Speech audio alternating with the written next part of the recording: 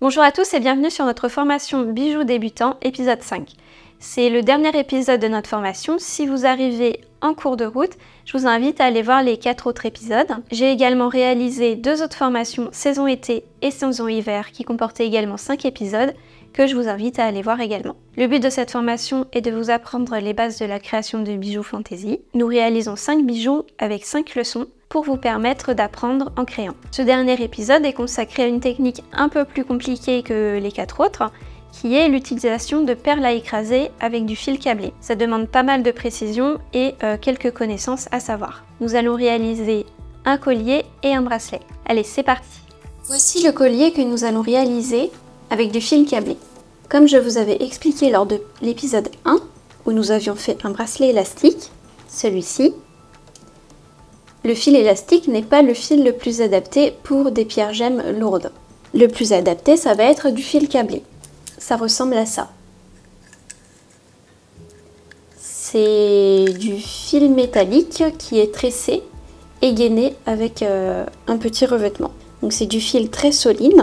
Plus il y a de brins de métal dans le câble, plus le fil va être solide et plus il va être souple. Mais plus il va être onéreux également. Donc ici j'ai utilisé du fil 7 brins en 0,38 mm. Il va être suffisant pour notre collier. J'ai pris du 7 brins parce que c'est le plus abordable. Parce qu'on peut vite atteindre une trentaine d'euros pour une bobine. Donc voilà, j'ai préféré prendre du 7 brins. Mais ça ira très bien pour notre collier. Il va juste falloir faire attention à ne pas plier le fil parce que si vous pliez le fil, la marque va rester. Par contre, vous voyez, c'est un fil souple. Des fois, certaines personnes confondent avec du fil de cuivre, par exemple, et pensent qu'on peut former un jonc en métal avec. Mais non, c'est vraiment du fil souple. Avec ce fil, il va falloir faire une finition avec des petites perles à écraser et une pince pour perles à écraser. C'est pour ça que je ne l'ai pas montré à l'épisode 1, car c'est un petit peu plus difficile à faire qu'un bracelet à élastique. Pour réaliser notre collier, j'ai utilisé un maximum de perles que nous avons déjà utilisées dans les épisodes précédents. Par exemple, les petites perles oranges ici, nous les avons utilisées dans l'épisode 1. Ces perles sont moins chères lorsqu'elles sont achetées par 6. C'est pour ça que, en tout, dans le projet formation débutant, vous avez 6 perles. Ensuite, j'ai réutilisé les 4 dernières rondelles ici, qui nous restaient aussi de l'épisode 1. Nous en avions utilisé 6 et elles sont vendues par 10. De plus, dans la totalité des projets, j'ai utilisé 2 x 4 perles dorées en forme de citrouille également. Elles sont vendues par 4. Donc vous avez fini votre sachet en réalisant les projets de la formation. Donc ça c'était l'épisode 3 et ça c'était l'épisode 2. Dans l'épisode 3 et 2, nous avons utilisé les perles en quartz 6 mm ici, que j'ai réutilisé ici. C'était un sachet de plusieurs perles et il en restait donc pour notre collier. J'ai également réutilisé des perles en quartz strawberry, mais celles-ci sont vendues à l'unité. Ensuite, pour l'épisode 5, j'ai quand même racheté des perles en quartz rose 4 mm et des perles en acier inox 4 mm. Et ici, vous avez les petites perles en jade teinté que j'ai utilisées dans l'épisode 4. Voilà, ainsi que le reste de perles rondelles fleurs et le reste de petites perles striées comme ceci. Donc n'hésitez pas à mutualiser les projets s'ils vous ont plu. Si jamais vous voulez changer les perles dans le collier, pensez à vérifier la taille du trou des perles pour être sûr que le fil soit compatible. J'ai commencé par retirer cet élément de la bobine, je déroule et je vais couper environ 65 cm de fil.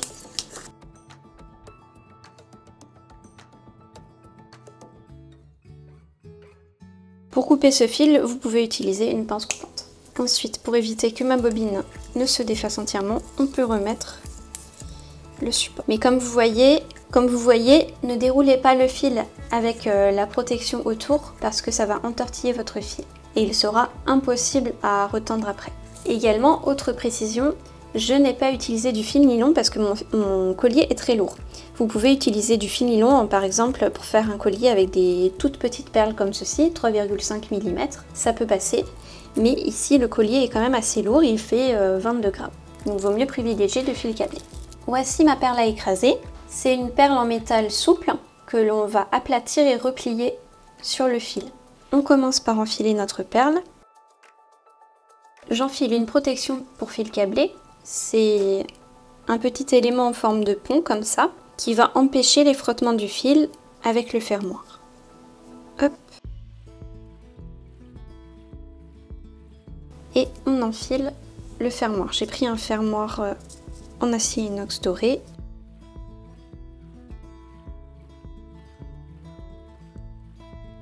Voilà, et j'ai passé le fermoir sur le pont. Et je repasse la perle sur le bout de fil également. Et je laisse quelques centimètres de bout de fil. On peut éventuellement rapprocher les deux bouts de la protection pour fil câblé. Voilà. Et maintenant on va aplatir la perle. Ne l'aplatissez pas trop près de la protection pour fil câblé parce qu'on va mettre un cache-perle par-dessus après. Je vais utiliser une pince pour perle à écraser. C'est une pince qui va aplatir ma perle en faisant une marque au centre. Et ensuite on va pouvoir replier la perle en deux.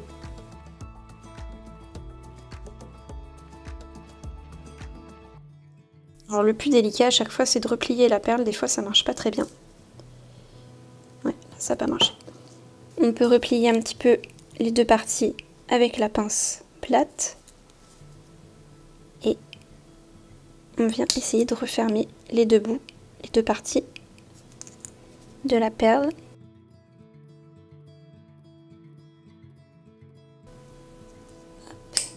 Et voilà, ensuite on vérifie que ça tient. On tire et ça ne bouge pas, donc c'est bon.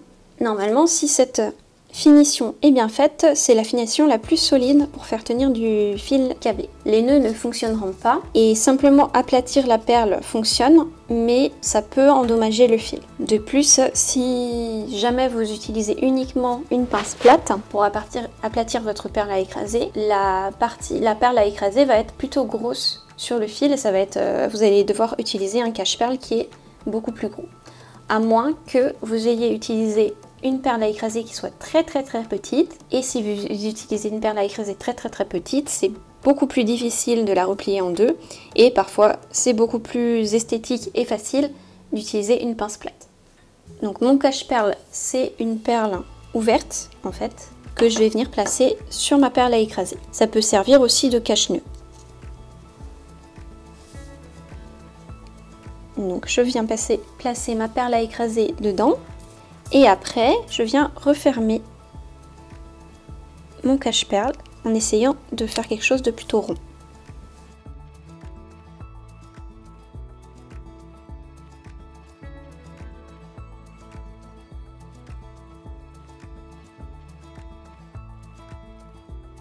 Voilà, là j'ai plutôt bien réussi. Faut y aller tout doucement et rester concentré. On va enfin pouvoir enfiler nos perles. Je commence par 3 perles en jade teintée 3,5 mm. Je vais repasser mon bout de fil dans les perles pour le cacher. Il vaut mieux garder quelques centimètres de bout de fil pour éviter de fragiliser la fixation si vous coupez trop près de la perle à écraser. De plus, si jamais la perle n'est pas bien serrée et que ça glisse un petit peu, votre collier va s'ouvrir directement. Alors que si vous avez gardé quelques centimètres, vous aurez peut-être le temps de voir que c'est mal fixé. Et du coup, vous pourrez refixer rapidement la perle à écraser. Je vais placer une rondelle fleur, une perle en quartz 4 mm, une rondelle fleur,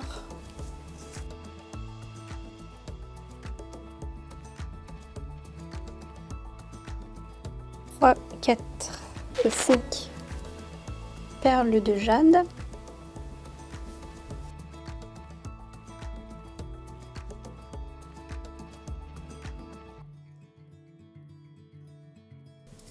et mon bout de fil est caché. Ensuite, une perle striée dorée, une perle en quartz 4 mm, une perle striée, 5 perles en jade, une perle dorée 4 mm, 3 perles en quartz 4 mm,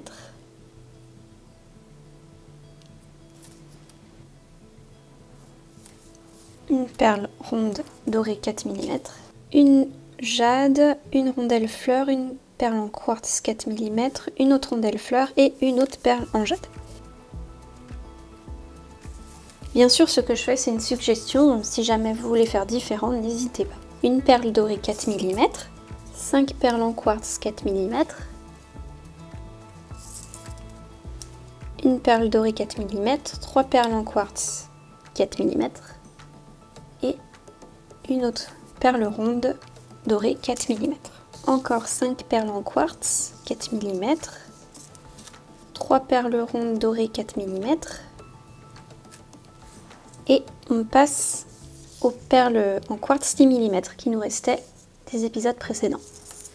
Je mets une autre perle ronde dorée 4 mm, 3 perles en quartz 6 mm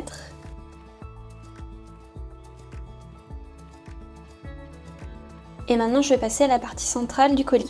Une perle striée dorée, une perle citrouille, une rondelle dorée, une autre perle citrouille, une rondelle dorée,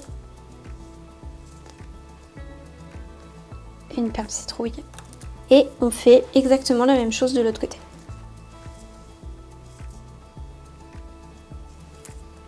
Je vous laisse terminer d'enfiler les perles. L'enfilage que j'ai fait permet de réaliser un collier de 48 cm. N'hésitez pas à adapter la quantité de perles si jamais vous voulez un collier plus long ou plus petit. Vous pouvez dès à présent tester le collier sur votre cou pour voir si ça vous convient.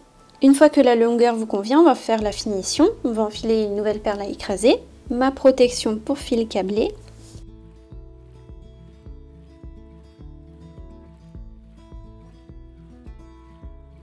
vous pouvez passer l'anneau si vous le voulez, mais j'ai choisi un anneau ouvert donc c'est pas très grave, on peut le rajouter après.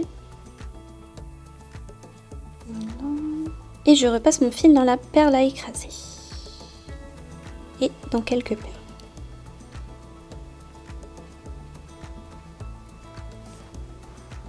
On fait attention à ne pas tordre le fil. Voilà. On serre un petit peu. Comme je vous l'ai dit avant, on laisse un petit peu de marge pour pouvoir rajouter facilement le cache-perle à écraser. Donc je tiens le tout et je viens aplatir ma perle avec la pince pour perle à écraser.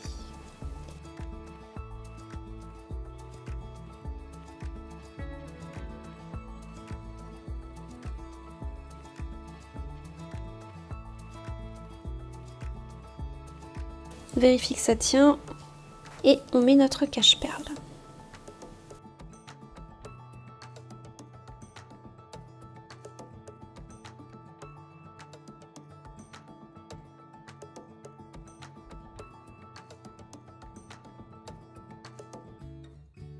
Et voilà. On va le repasser encore dans quelques perles.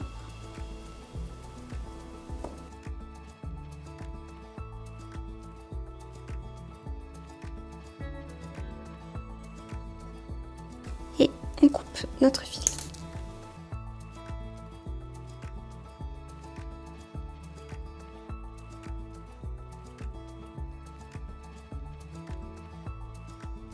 Bien entendu, la technique est exactement la même pour réaliser un bracelet. Il faudra juste prendre en compte la marge d'aisance, c'est-à-dire de rajouter 1,5 cm environ à 2 cm pour que le bracelet ne soit pas trop près de votre poignet. Comme je vous ai dit à l'épisode 1, si vous utilisez de très grosses perles pour votre bracelet, il va falloir également rallonger le fil. Merci à tous d'avoir regardé ce dernier épisode de la formation bijoux débutant saison hiver. J'espère qu'elle vous a plu. Si c'est le cas, mettez-nous un petit pouce en l'air et un petit commentaire. Je vous dis à la prochaine!